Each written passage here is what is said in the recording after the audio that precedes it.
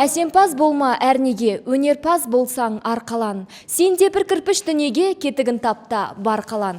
Бүгін Тұран университетінің төрінде ұлы ақын Абай Құнанбаевтың 175 жылдық мерейтойына арналған қалалық экономикалық жоғары оқу орындар арасында Абай батыл 21 ғасыр атты студенттер байқауы өтуде.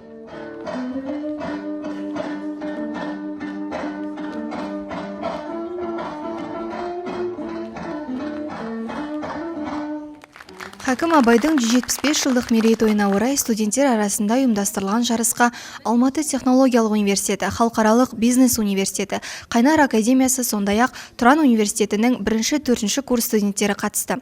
Жарысқа қатысушылар Абай өмірінен сахналық көрініс, ақын шығармаларынан құрылған тест сұрақтарына жауап беріп, Абай шығармаларынан туған ой кезеңдері бойынша бақ сынады. Байқау шарты бойынша қатысушылар ақын өмірінен сахналық көріністер қойып, актерлік қырынан танылса, енді бірі бейнелі өнерімен суырып салма ақындық қасиеттермен ерекшеленді.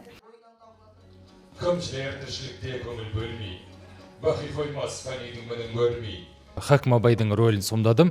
Әрине, Хакім Абайдың рөлін сомдау өте оңай болған жоқ.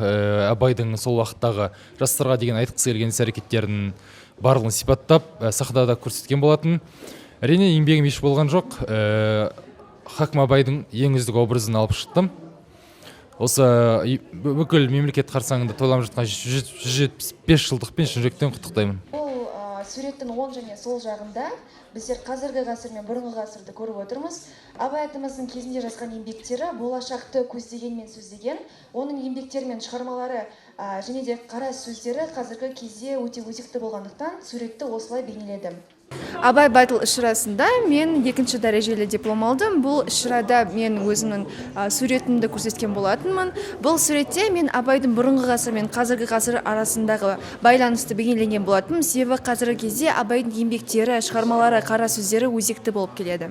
Бүгін міне қазақтың ұлы данагөйі Абайдың 175 жылдығына орай үлкен Тұран университетінде іс-шара ұйымдастырылып жатыр. Міне біз соған қатыстық. Құқықтану мамандығының 3-ші курс студенттері, 2-ші курстың да студенттері бар.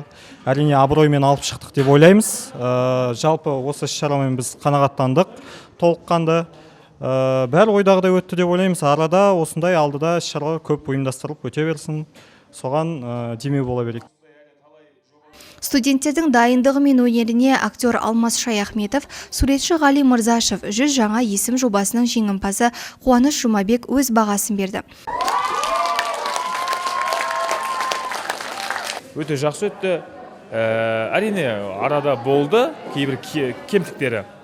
Бірақ енді бұл балаларымыз әлі студент, әлі де өздерінің ойларын жеткізе алмай жатты, сәл-сәл сахнадан қобалжып жатты.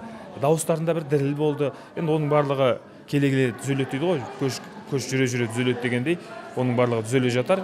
Бірақ бүгінгі іс-шараға өзімнің ойым өте керемет. Өте риза болдым. Осындай іс-шаралар көбейе берсін. Абай атамызды кішкентай балабақшада тәлім-тәрбие алып жатқан балаларымыздан бастап білсе екен деген ойым өзімнің.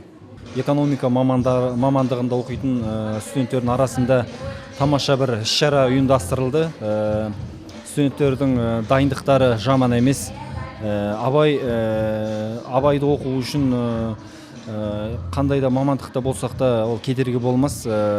Бүкіл жалпы республиканың бүкіл әдебиеттегі Абайды танудың жолы ол Абайдың толық адам ілімін тану ғой.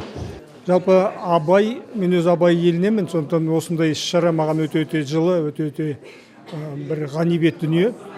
Сондықтан мынандай іс-шара, мынандай тілек, мынандай ілтипат өте-өте құттықтаймын, өте ризамын. Тамаша өтті деп ойлаймын, бейресми сондай тамаша отбасылық сияқты. Өзім мысалы риза болдым, менің дара қызметім жаңа ішіндегі бейнелі өнеріне баға беру болды. Баға бердім, балалар риза болды. Бұндай іс-шара елдің арасында, халықтың арасында, студенттердің арасында өте берсе нұр үстіне нұр болады деп білемін. Байқау нәтижесі бойынша 1-ші орынды халықаралық бизнес университеті Айбын командасы, 2-ші және 3-ші орынды Тұран университетінің 20-20 түлектері мен саналы ұрпақ командалары иеленді. Жеңімпаз ретінде шыны керек оңай болған жоқ.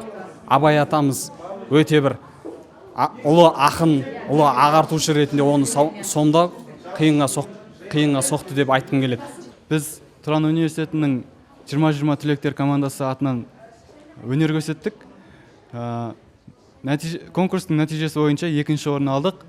Ең басты мақсатымызға жеттік деп ойлаймын. Осы конкурстың мақсаты да Ұлы Абайдың шығармаларымен жастарды, білім қуған жастарды таныстырып, осы экономика саласында да берілген ақыл кеңестерді болашақ экономистер, болашақ юристер ретінде өз мамандықтарында болашақта қолданылса деген ниет бар.